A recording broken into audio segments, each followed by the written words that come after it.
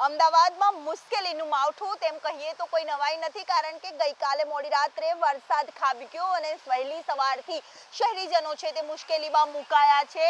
ઠેર ઠેર વરસાદી પાણી ભરાવાની સમસ્યા યથાવત શહેરમાં જોવા મળી રહી છે।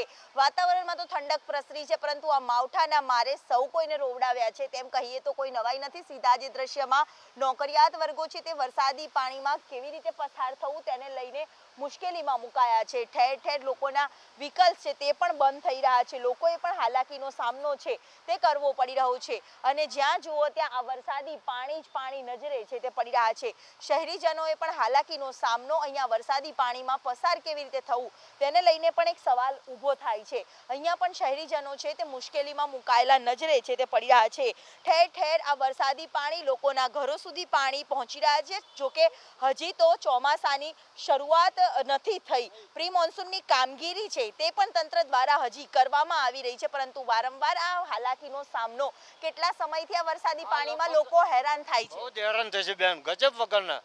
દર વખત અમે કેટલી વખત મારી જાતે મેં અંદર ખાડા કરીને મારી લકડી લઈને અંદર, તો આ લોકો મ્યુનિસિપાલિટી વાળા કોઈ ધ્યાન દોરતા નથી।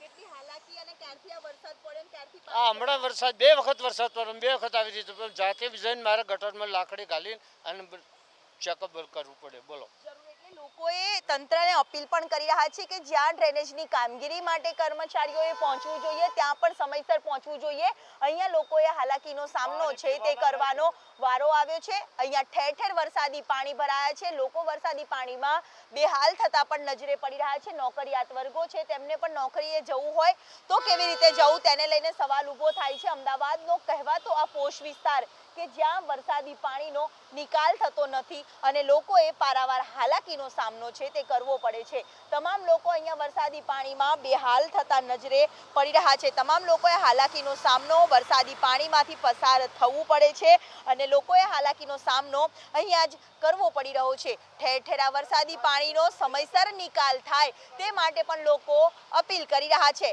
કેમેરામેન પુખરાજ શર્મા સાથે દિવ્યા ચૌહાણ, સંદેશ ન્યૂઝ, અમદાવાદ।